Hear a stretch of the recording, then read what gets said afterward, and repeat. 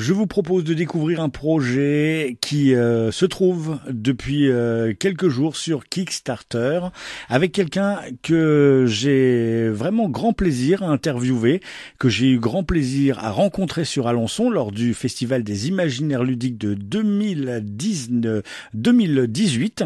Il s'agit de Guillaume Tavernier. Bonjour Guillaume. Bonjour Xavier. Alors, moi aussi, ça me fait bien plaisir. D'ailleurs, tiens, j'en profite tout de suite pour parler d'Alençon. J'y serai certainement en 2019 avec un proto de Adventure Inostérion. Eh ben, Pour jouer un petit peu. Donc voilà, on pourra se recroiser là-bas si tu y es de nouveau. Eh ben, ce sera avec grand plaisir. On invite les gens à venir. Justement, on va parler de ce jeu que vous proposez sur Kickstarter. On avait l'habitude de vous suivre pour les livres que vous proposiez, ces aides de jeu aux rôlistes, ces univers complets qui pouvaient servir aux maîtres de jeu, aux joueurs qui voulaient pimenter leur campagne. Vous avez décidé de passer le pas en proposant Adventure in Ostérion. Il y a un S à Adventure. C'est une boîte d'initiation au jeu de rôle. Est-ce qu'on pourrait évoquer le sujet comme ça? Oui, absolument. Ouais, c'est ça. On a voulu faire une boîte de jeu qui puisse être prise en main par tous, avec des règles simples, mais pas simplistes, des règles simples, c'est-à-dire avec une prise en main rapide, avec du matériel très visuel, parce qu'on pense que pour amener de nouveaux joueurs aux tables, ou surtout faire venir des gens qui n'ont jamais fait de jeu de rôle, c'est quelque chose qui peut les attirer. Parce que faire du jeu de rôle, en fait, quand ça se passe que dans la tête, ça peut être, pour des gens qui ne connaissent pas, ça peut être un frein. Alors qu'avoir un support visuel, justement, ce système de tuiles qu'on pose les unes après les autres, eh ben, ça rend l'expérience plus palpable. Donc voilà, on s'est dit, c'est vers ça qu'on va tendre, et puis c'est ça qu'on va proposer. Et donc, ouais, clairement, on se dit que ça peut amener plein de nouveaux joueurs autour d'une table de jeu. Enfin, on espère. On n'est pas les premiers à essayer. Des boîtes d'initiation, en ce moment, il y en a beaucoup, de super qui sortent. Mais voilà, nous, c'est une boîte d'initiation avec des visuels, avec des tuiles, avec des petites silhouettes prédécoupées dans du carton, avec des pièges, enfin voilà, ce genre de choses, peut-être un peu plus ludique, et puis ce système de cartes qui nous rapproche un peu du jeu de plateau. Alors, on va s'intéresser au système, parce qu'il y a plein de choses vraiment innovantes et inédites dans cette boîte. Alors, c'est une campagne Kickstarter, pour le rappeler régulièrement. Vous participez au financement de ce jeu qui vous sera livré l'année prochaine. Et plus vous êtes nombreux à participer, plus il y a de contenu qui va être offert. Mais avant de parler de ce jeu, j'aimerais qu'on s'intéresse à l'univers, parce que l'univers, vous avez commencé à le développer déjà à travers les différents ouvrages que vous avez édités, mais là, pour voir la carte du monde qui est proposée sur la page Ulule, on s'aperçoit que vous avez énormément de marge pour s'intéresser à tout cet univers qui est vaste. Ah oui, c'est vrai. Ouais. Avant de faire le tour d'Ostérion, il va nous falloir quelques livres, et il y a encore plein d'endroits qui sont bien mystérieux. Et c'est vrai que toute l'aventure avait commencé avec le hardbook, où effectivement c'était une suite de plans, mais voilà, c'était des plans qui prenaient place nulle part en particulier. Ensuite est venu Taala, là c'était une île, c'est facile, c'est en pleine mer. Et puis au fur et à mesure, quand on a souhaité construire d'autres choses, donc avec Géraud, la seigneurie de Bors, avec Laurent, Longueville, tout ça, à un moment donné, on s'est dit, ce serait quand même vraiment sympa de les rattacher les uns aux autres, de faire quelque chose qui a un peu de sens, même si tout ce qu'on développe peut être pris indépendamment. Il n'y a pas de lien très fort entre chaque univers, mais il y en a des petits qui commencent à se créer au fur et à mesure, et ça nous plaît énormément. Et c'est pour ça que Adventure in Ostérion, on s'est dit, enfin voilà, il fallait qu'on le place aussi sur ce continent, parce que clairement, ce qu'on essaye de proposer avec Adventure in Ostérion, en fait, on pourra le proposer pour d'autres endroits de la carte. On pourrait très bien imaginer plus tard, si ça fonctionne, on se projette des fois, mais si ça fonctionne, ça pourrait être sympa de développer le même univers, le même jeu dans des montagnes enneigées, dans la jungle. Enfin voilà, on imagine plein de choses. Donc c'est ça, on essaye de faire vivre notre continent d'Austérion et de le peupler au fur et à mesure, par petites pointes. Et c'est rassurant de savoir que vous avez pensé à ce genre de choses parce que du coup, les gens qui vous suivent, qui aiment vos projets, et ils sont nombreux. Hein. On a vu que ce projet était financé dans même pas dans les 24 premières heures. Hein. Maintenant, c'est que du bonus. C'est rassurant de savoir que vous êtes investi parce que du coup, il va y avoir un suivi. Et on sait que pour les rôlistes, le suivi, c'est très important. Ouais, c'est vrai. Ouais, on a vraiment très envie de faire vivre tout ça et de continuer. Donc voilà, si Adventure in Austérion fonctionne bien, c'est de nouveau le système des tuiles, on le déclinera. On a déjà des idées. On a envie de faire plein de choses, mais quelquefois on décide pas toujours. Enfin, c'est aussi le succès qui décidera si oui ou non on peut décliner. Mais on a plein d'idées, mais sinon on continuera à développer des endroits de la carte d'Austérion, comme on a fait pour Bors avec des fiches, comme on a fait pour Pelticure avec des petits formats, comme on a fait avec Longueville et Tahala dans des livres. Enfin voilà, il y a on a envie toujours de continuer à décliner des supports différents parce que ça rend un monde un peu plus sympa. Chaque endroit du continent d'Austérion, on le voit pas avec le même prisme. Voilà, c'est pas le même média qu'on utilise à chaque fois pour visiter Austérion et on trouve ça assez marrant et assez sympa. Alors quand vous dites on, c'est parce que vous n'êtes pas tout seul sur le projet. Alors on sait que vous, ce que vous faites, c'est plutôt dans le dessin, l'illustration, les plans 3D, les choses comme ça, que vous avez des acolytes qui écrivent les textes. Alors comment vous êtes réparti le travail autour de cette boîte de jeu ? Alors autour de la boîte de jeu, il me semble que tout au début, le tout début, parce que après on oublie, parce que en fait il y a tellement d'interactions entre Géraud et moi qu'on ne sait plus qui a fait quoi, qui a décidé quoi, mais tout au début il me semble que j'étais allé voir Géraud en lui disant j'aimerais bien faire un système avec, au début je voulais juste faire des tuiles qui se posent sur une table et puis un petit scénario, et lui il s'est dit si on fait ça, il faut absolument mettre des règles. Donc j'ai dit ah ouais d'accord, pourquoi pas, et puis il est revenu là-dessus en me disant mais si on met des règles il faut qu'on fasse quelque chose d'un peu différent de ce qui se fait, ce serait sympa de rajouter des cartes, puis voilà, et puis au fur et à mesure on a rebondi l'un sur l'autre comme ça, et puis ça a créé le projet Adventure in Austérion avec des tuiles, des traits tirés, des cartes, un projet bilingue, parce que moi au début j'ai accueilli fraîchement le fait d'aller sur Kickstarter. J'avais un petit peu peur que ce soit compliqué à gérer tout ça. Et puis Géraud m'a convaincu que fallait tenter le coup et que fallait tenter le coup de l'anglais. Donc, et il faut préciser, un Kickstarter, c'est une plateforme qui est américaine ou qui est beaucoup utilisée par les anglophones. Les Français se tournent souvent vers d'autres endroits comme Ulule, comme ce genre de choses. Ouais, mais là, quand on passe sur Kickstarter, du coup, on vise l'international, hein, c'est ça. Hein. Oui, c'est ça. On vise on espère, parce que alors on pourrait, je pense, aller sur Kickstarter avec un projet que en français, mais je ne sais pas si ça aurait beaucoup de sens. Mais effectivement, là, nous, on propose un projet bilingue, donc dans les deux langues. Donc, on espérait que les Français nous suivent sur la plateforme Kickstarter, et puis c'est ce qui s'est passé. Hein. Donc voilà, on a bien été suivis sur la plateforme Kickstarter.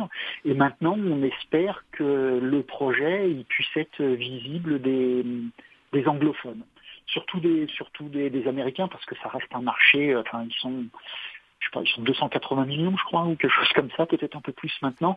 Et donc, automatiquement, on se dit que le marché, il est très important chez eux et ça reste intéressant de les atteindre et puis de leur vendre des jeux. Mais c'est justement ce passage qui est pas si facile que ça, d'aller les chercher, en fait, parce que comme nous, on commence à être bien vu en France dans le sens où on a une visibilité. Aux États-Unis, pas du tout. Et donc, voilà, tout ce démarchage, le fait d'aller chercher des Américains, d'aller sur les forums pour faire notre pub, tout ça, c'est pas, ben voilà, c'est pas si facile. Ils fonctionnent pas tout à fait comme nous. Ils ont pas, donc voilà, on espère, voilà, on y croit. Alors on va s'intéresser maintenant à ce jeu un peu plus profondément dans la mécanique. C'est pas un jeu de rôle juste un livre de règles papier comme vous le disiez en présentation. Va y avoir des tuiles qui représentent des sous-sols parce que c'est un jeu où on explore des endroits souterrains. Dans la langue de Shakespeare, on dit des dungeon crawlers. Ouais, Et ça. puis il va y avoir aussi donc du matériel, des dés, des figurines en carton à poser sur des socles. Et puis vous avez ajouté des cartes qui vont rajouter de l'aléatoire, des objets. Et puis ces petits pions rouges qu'on empile et qui vont malheureusement nous attirer plein de bricoles. C'est ça, exactement. Donc alors, c'est un jeu d'exploration de territoire hostile, mais pour l'instant, ce qu'on est en train de décliner, c'est effectivement des jeux d'exploration de donjons, mais on pourra très bien explorer une maison, on pourra explorer une forêt, on pourra explorer, enfin voilà, en fait, là ce qu'on trouve sympa avec les tuiles, c'est qu'on peut les poser et le décor surgit tuile après tuile. Et donc effectivement, ce système de tuiles, les tuiles que les personnages doivent aller visiter, elles se dévoilent au fur et à mesure. Et on joue avec un système de cartes, c'est-à-dire qu'il y a un scénario classique avec une mission à remplir, avec le meneur de jeu aura le plan du donjon en main, il saura exactement quoi trouver dans quelle salle, quelles sont les énigmes, quels sont les monstres, les méchants, donc voilà, tout ça, le meneur de jeu aura tout ça en main. Mais ce qu'on a ajouté, c'est que sur chaque tuile qui est mise sur la table, il y a une carte qui est tirée, qu'on appelle une carte bazar, et qui amène de l'aléatoire. Et donc cette carte, à chaque fois, elle amène un petit quelque chose que le meneur de jeu connaît et qu'il est capable de faire entrer en jeu quand lui il trouve, enfin quand lui il pense que c'est le bon moment. Donc voilà, ça veut dire qu'on peut refaire un scénario qui pourra être un peu différent du premier, puisque les cartes qu'on va tirer en rentrant sur les tuiles seront jamais les mêmes. Donc voilà, il y a cette petite mécanique. Il y a les cartes aussi qu'on peut, dont vous avez parlé, les cartes catastrophes. C'est-à-dire que les petits pions rouges qui sont là, c'est qu'à chaque mauvais tirage de dés, quand on fait des doubles 6, eh bien on les empile.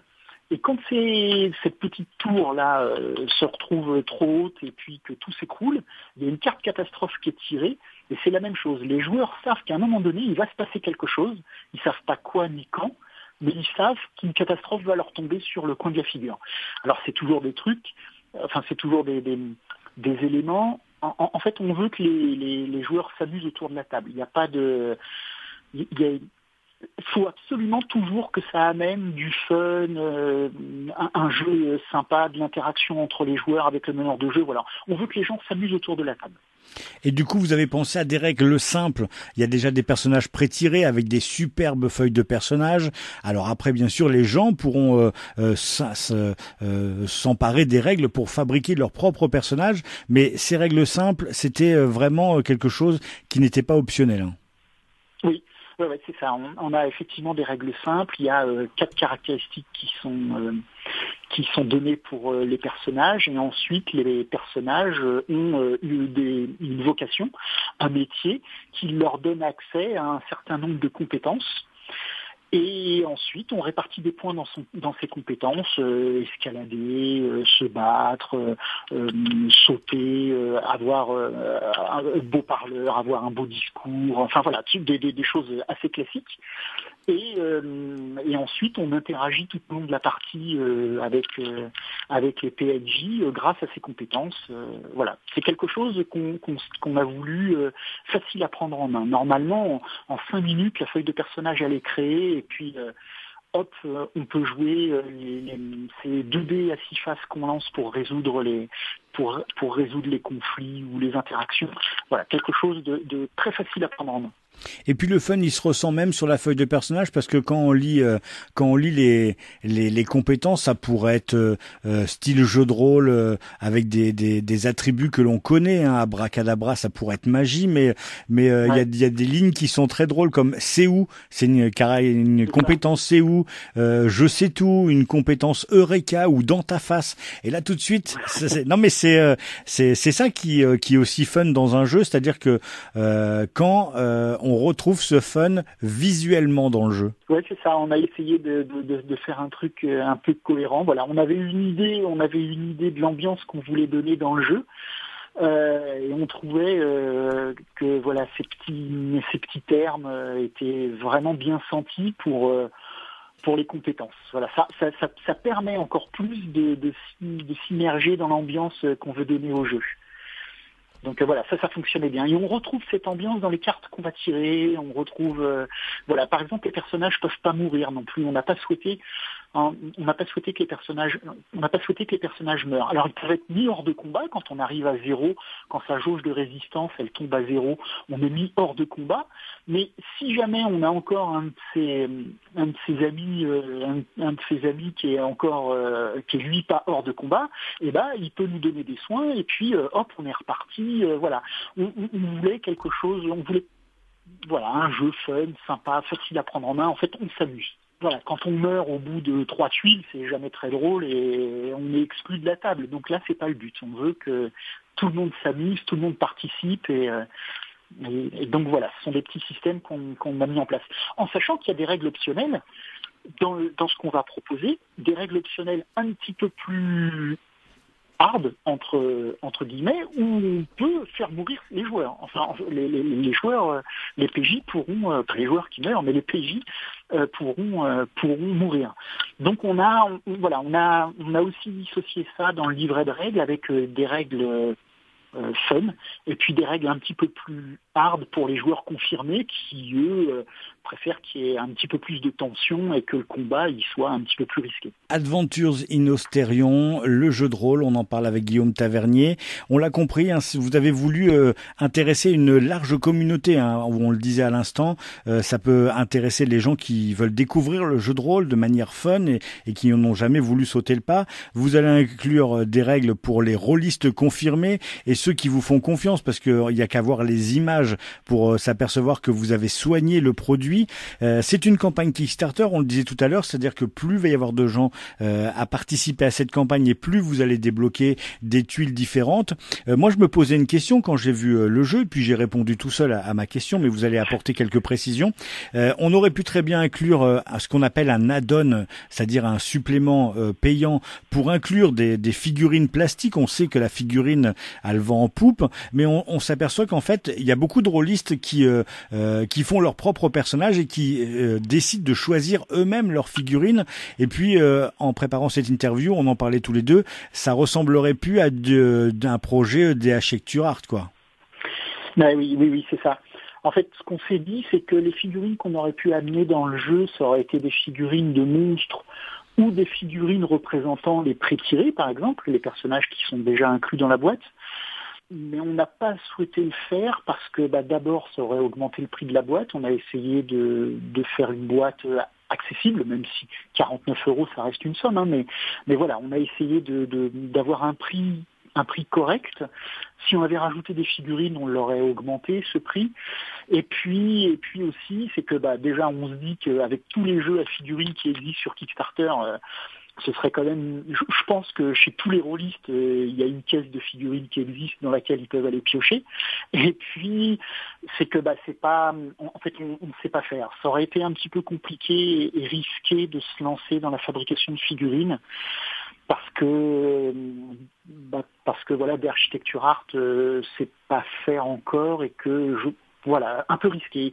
On se serait confronté en plus à tous les Kickstarter qui eux proposent déjà de la figurine, on aurait été mis en concurrence avec ces jeux-là et on n'aurait pas fait le poids parce que on n'a pas le même impact que des boîtes où il y a 15 personnes qui travaillent pendant 6 mois sur le projet. Donc voilà, on l'a fait à l'échelle d'Architecture Art, le mieux possible, mais dans ce qu'on sait faire.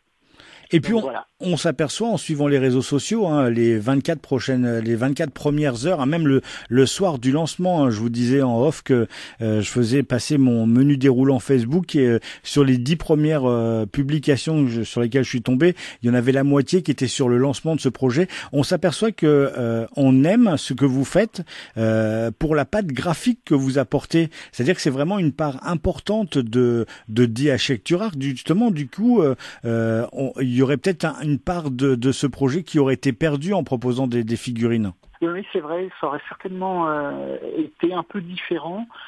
Oui, c'est ça. Je pense que ça aurait pas été la même signature. Ça aurait été, c'est ça, un peu différent. Je pense que, alors, c'est vrai que ma patte graphique, elle a fait venir beaucoup de gens.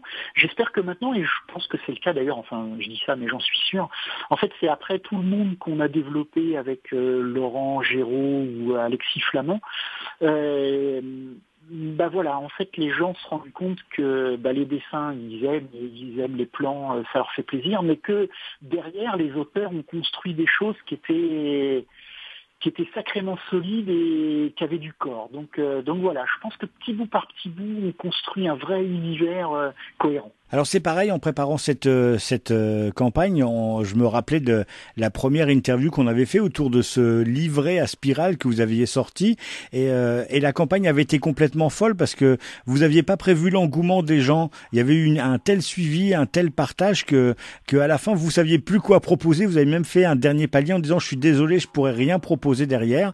Alors j'imagine que cette campagne va sûrement être gérée différemment. Ouais. Là, on a fait un petit peu plus attention. Alors, à chaque fois, on a l'impression que ça va nous porter malheur. Quand on décide de pallier trop haut, on se dit ah mais non, on n'ira jamais, tout ça. Mais bon, voilà, là, on a vu un petit peu plus large et effectivement, on prévoit de débloquer des choses assez loin. C'est-à-dire que là, on a mis jusqu'à 40 000 sur la page du KS. Et on a vu encore sur 5-6 paliers suivants, pour débloquer des choses. Du matériel, des tuiles, des cartes supplémentaires, avec des cartes bazar supplémentaires, des cartes objets magiques qu'on va débloquer. On va débloquer aussi, on l'espère, des formes prédécoupées de pièges supplémentaires, de passages secrets, de coffres, plein de choses de ce type-là, en fait, pour enrichir la boîte, mettre le plus de matériel possible. Il va y avoir aussi, on espère là, à 40 000 € un système pour créer son propre donjon avec tout un système de tables aléatoires. On pourra en fait avec les tuiles créer sa propre histoire avec l'aide des tables sur laquelle on ira piocher les informations et on construira son histoire d'après les tables. Il y a aussi le système de jeu en solo. Qu'on va développer dans les règles, parce que le jeu, en fait, il va pouvoir être joué en solo et sans meneur de jeu. Ça, c'est quelque chose qui est un peu... Alors, c'est plus du jeu de rôle, plus vraiment du jeu de rôle, c'est un peu du HeroQuest. Ou du jeu dont vous êtes le héros. Voilà, exactement, du jeu dont vous êtes le héros. En fait, nos cartes, elles permettent de faire ça. Nos cartes bazar, elles permettent de faire une aventure sans qu'il y ait de meneur de jeu, puisque à chaque fois qu'on rentre sur une tuile, si on peut tirer une carte bazar, et sur cette carte bazar, il se passe quelque chose. Donc, alors il y a bien sûr quelques tableaux supplémentaires qu'il va falloir rentrer, des interactions avec les PNJ, tout ça. Géraud a travaillé là-dessus, donc tout ça c'est déjà prêt. Mais il va y avoir possibilité de jouer sans meneur de jeu ou de faire une partie en jouant seul avec les tuiles et les cartes. Alors du super matériel, il va y avoir des dés, des cartes, ces petits pions catastrophes, les personnages en carton prédécoupé, les petits éléments de piège, les tuiles qui vont être proposées, des livres de règles, les feuilles de personnages, il y en a des pré-tirés puis il y aura des vierges, comme ça vous pourrez faire votre propre personnage. L'écran du maître, régulièrement il y a des gens qui râlent parce que on achète un livre de règles, il faut acheter un supplément pour avoir le livre de règles. Ça, ce sera compris dans la boîte et d'après ce qu'on voit, c'est juste magnifique. Vous avez vraiment travaillé ça superbement. Ouais, l'écran, on a voulu que ce soit une scène immersive. En fait, on veut que les joueurs se mettent, voient ce qu'ils sont en train de vivre. En fait, c'est exactement ça. Donc l'image sur l'écran, c'est ce qu'ils vivront dans les tunnels. Et on voulait une boîte, on voulait une boîte clé en main. C'est-à-dire qu'on prend la boîte et on joue. On se met autour d'une table, on prend 1 heure pour lire les règles, et puis on sort le matériel et on joue. Voilà, c'était vraiment l'objectif. Donc on voulait pas qu'il y ait de choses à acheter en plus. On voulait pas que, voilà, tout est compris dans la boîte. On a tout pour jouer. Vous allez sur Kickstarter, la prix de la boîte est à 49 €. Et puis après, il y a différents prix. C'est si vous voulez en plus l'add-on avec des tuiles supplémentaires, ou si vous voulez et puis que vous ayez le prix Early Bird comme on appelle, mais ça il faut se dépêcher s'il y en a encore. Et donc voilà. Après, tout ce qui sera débloqué jusqu'au 26 juin, et vous avez jusqu'au 26 juin, ce sera que du bonus car cette boîte est déjà financée. Mais on en attend beaucoup plus et on sait que ça va arriver. Merci beaucoup Guillaume. On se retrouve donc à la fin du mois de septembre pour le Festival des Imaginaires Ludiques. Merci Xavier, exactement, à Alençon, on pourra tester le jeu. Merci beaucoup, très bonne continuation. Merci.